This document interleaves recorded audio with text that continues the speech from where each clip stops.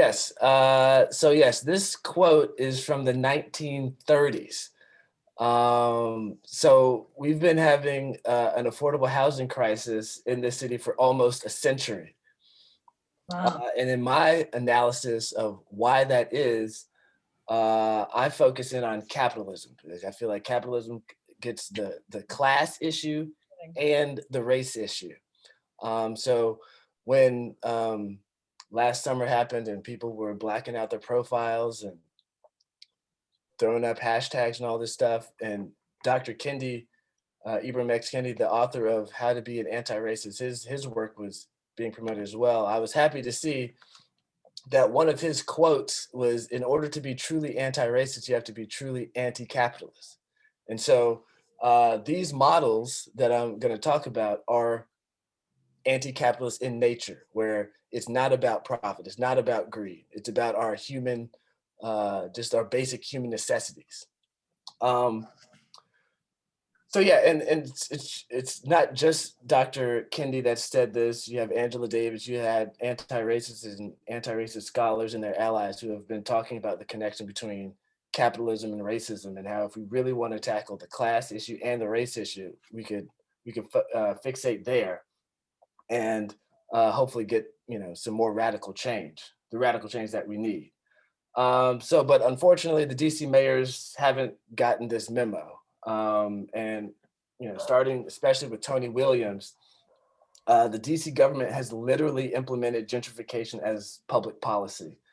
They've pursued a strategy to grow the population by prioritizing development and policies that would attract the quote unquote creative class, which is a predominantly young, affluent, and white demographic.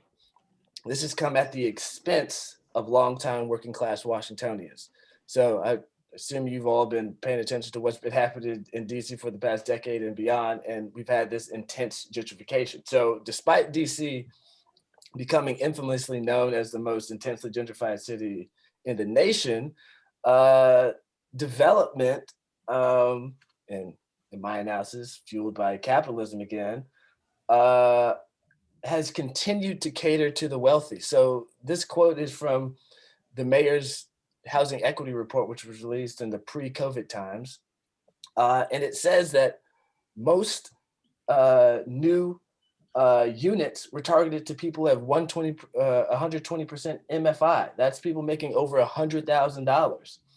Um, and so to illustrate the clear racial impact of this, 120 MFI is a little over twice the median household income of Black Washingtonians. So that means the overwhelming majority of the new units are priced beyond what the average Black person or a Black household can afford.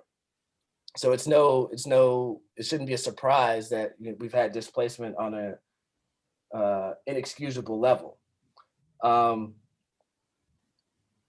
so yes, in addition to these racist outcomes, at least in my philosophical belief, it's also unethical to have nearly 30,000, over 30,000 units vacant when we have over 6,000 people homeless. Now, I know, urbanists and people in the YIMBY movement have all types of excuses for vacant units, but regardless, it shows that there's something wrong with our system where we have this many vacant units and this many people homeless. That shouldn't be the case.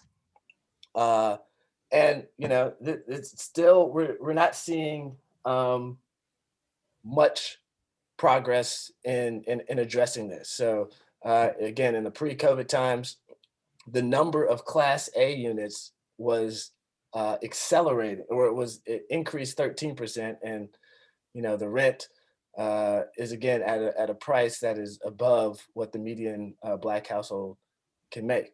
And even in the pandemic, we had the rent during the pandemic, we had the rent drop 17% in some areas, and that was still unaffordable to people. So, I mean, it's like how many uh, market rate units have to be built for the price to drop so that they're actually affordable to working class Washingtonians. I still haven't had a question to that. Someone said that you got to build like 80,000 units that's just to make a dip, and I'm like, well, I don't see that as the solution when you're continuing to keep housing as a commodity, which I think is a problem. So we need a new approach that's rooted in justice, is community led, and will help shift housing away from being a commodity, but rather a right that can be enjoyed by everyone. And so that's where I've gotten to shared appreciation housing. And so when I say shared appreciation housing, I'm specifically talking about community land trusts and limited equity co-ops.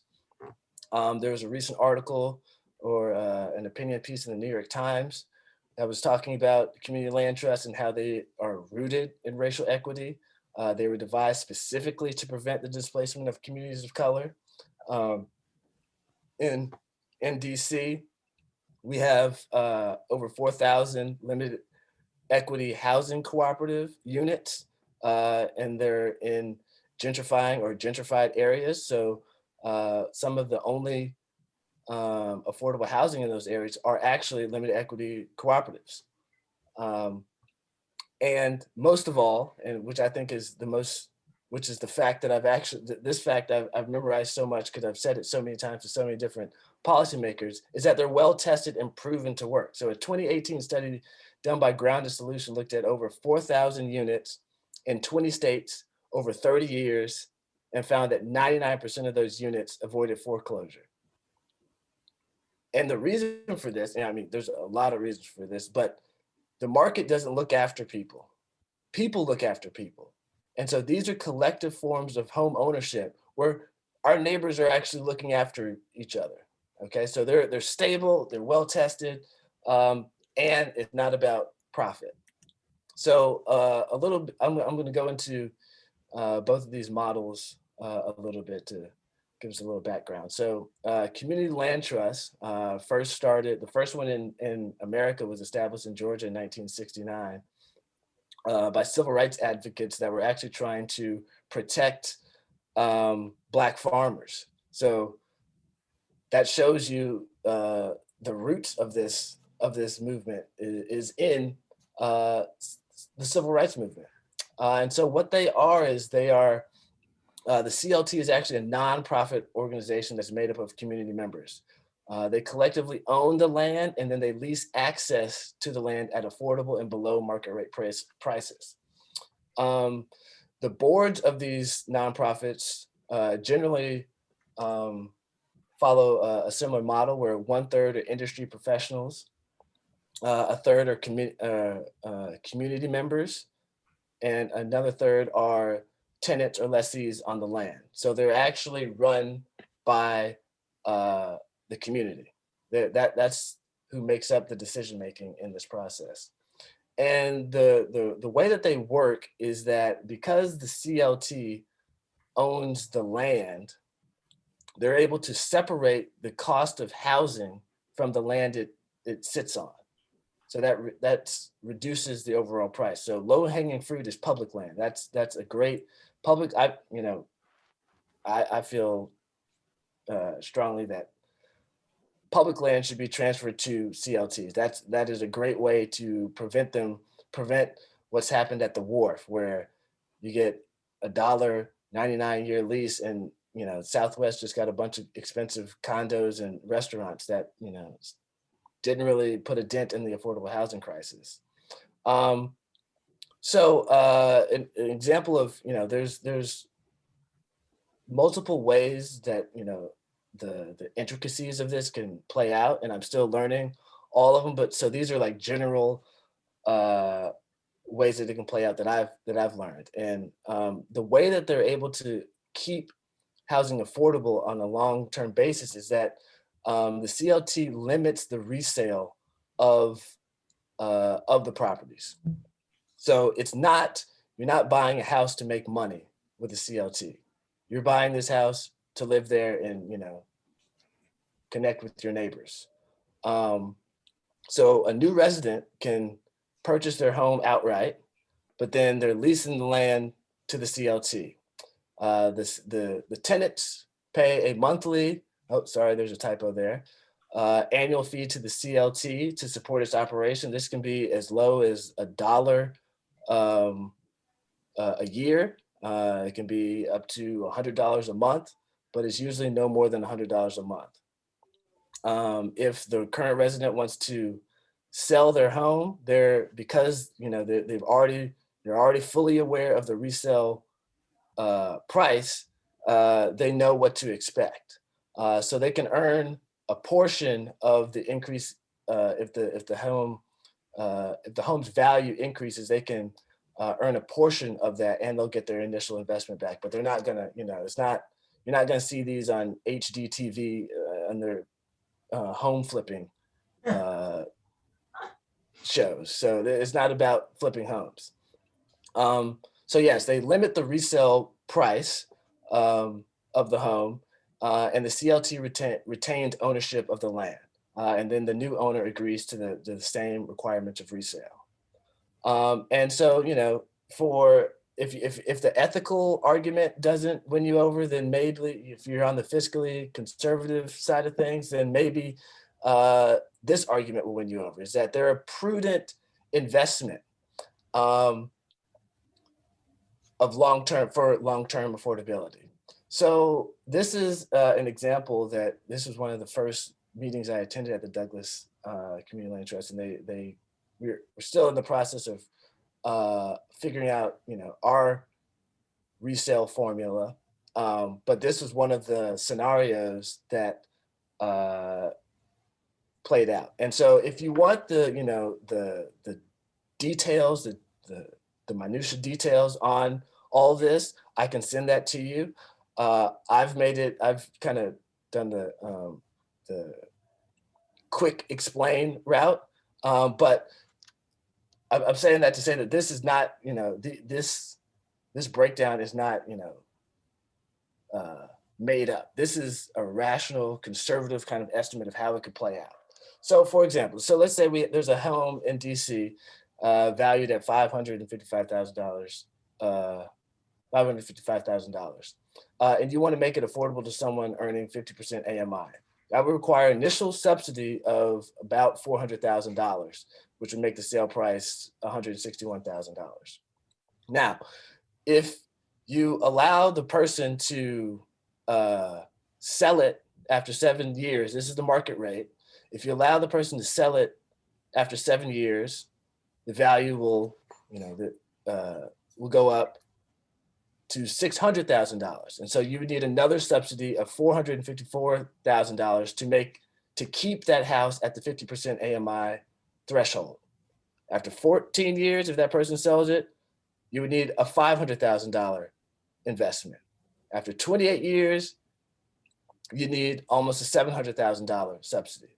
But because of the resale formula that's baked into CLTs, after 7 years, you don't need another subsidy. After 14 years, you don't need another subsidy. And after 28 years, you still don't need another subsidy. So it's permanent. Well, it's not permanent, but it's long-term affordability with a one-time investment. Now, if things go, crazy or whatever, we have some type of crash, then the amount of investment that you would need is still not going to be what it would be with the market. So it's a prudent investment for long-term affordability. This is also, there's a bunch of different models where, it could be rental, it could be a multi-unit building as well, but it's most commonly home ownership. So if home ownership is the goal of an administration, this is a way to get at affordable long-term home ownership. So that's basically it about the CLTs. And so I'm going to move on to the limited equity housing cooperatives, which are very similar to CLTs in the sense that they limit the resale. But rather than owning land, it's about particular buildings. So you would have a tenant association would form. They would acquire a mortgage for the property. The residents or the shareholders, would have to purchase a share They pay a monthly membership fee. This is all, at low rates so that it maintains affordability and it's accessible to most people. And as I said before, DC has over 4,000 uh, units that are in a limited equity housing cooperative. I have this picture of Linda Leaks, if you're familiar with her. She is, I don't know how many limited equity cooperatives she's single-handedly organized in DC, but she's been phenomenal at doing that. And so this is collective ownership of a building. Um, in a weird kind of turn of events, when I first came here for law school, and I went to UDC's law school, and I was in the community development clinic, and we actually helped form a limited equity co-op in Columbia Heights. Little did I know that 10 years later, I'd be trying to relearn how they work and how they work and how to implement them in more cases. So actually in 2018, the DC Council, um, they passed some legislation to form a task force to look into limited equity cooperatives. That task force released a report in 2019.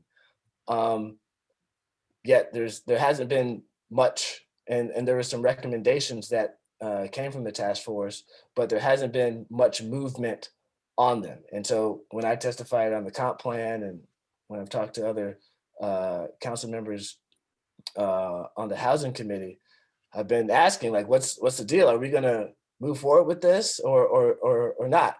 And one of the asks of the task force was to increase the number of um, units by 45%. But it's a great number, but I don't know how we're gonna get there. And so that's where the organizing comes in. Um, and these are some ideas that uh, I'd like to get some momentum to do. So we can use DOPA, we can use TOPA. TOPA is actually there's a building in Southwest that's on the market right now, and we're trying to organize the tenants to potentially exercise their TOPA rights to create a limited equity housing cooperative. Now it's almost 700 units, so it's a big undertaking, but hey, we got to get affordable housing some way. So another idea, using the housing production trust fund to create more shared appreciation units. Instead of selling, when people, unfortunately lose their houses to taxes, or instead of selling liens to speculators, why don't we transfer that to the Douglas CLT? We can also adopt right to sell bills, which if a homeowner thinks they're not going to be able to keep the house, then they can sell it to the Douglas CLT, and maybe they might even be able to stay in it that way. Again, as I mentioned earlier, we got to stop giving away public land. So one of the biggest obstacles to CLTs is the cost of land. So the low hanging fruit is public land. If we can get public land, then that will reduce the overall cost and make it easier for us to maintain and produce affordable housing. So we've actually, in Southwest, we've got, there's some public land. It's a fire truck repair station that at some point is going to relocate. We don't know exactly when, but we know that it's going to happen, and the comp plan changed the zoning to make it mixed use. And so right now we've started a petition to put this on our ANC's radar and Charles Allen's radar, that there's not going to be any selling of this public land to Hoffman or Bazuta or JBG or any of those cats. We want that to be expanded to the Douglas CLT. And so one of the other things about making the CLT model work is that it should work at scale. So rather than having a bunch of different CLTs throughout the city, um, we think it's best to have one citywide CLT, and then within or underneath that umbrella of a citywide CLT, you have neighborhood chapters. So there would be a Southwest chapter that would be underneath the Douglas CLT, where the Southwest residents would be able to steward the land and determine what's going to be there. One thing that we're working on at the Douglas CLT is to get some money in the budget. I know it's budget season. We're going to be putting a call into the mayor and council members to invest in this. So stay tuned for that. I'll post in the Google group and on the Facebook page once we get that up and running. Yeah, again, implement the recommendations that the task force uh, suggested back in 2019. And the main thing I think is educating people on this model. That's one thing. I think if we allow people the opportunity to participate in this, I think uh, people will do it. So if people don't want to sell their house, or they don't need the funds or whatever, and they just want to donate their house to the CLT, that should be an option. Hey, we were not going to turn down any property. So it can be individual homes, it can be um, units in a building. There are a variety of ways that we can make this work. And so that's what I've got. That's my presentation about CLTs and this alternative housing model. And yeah, I guess I'm open for any questions.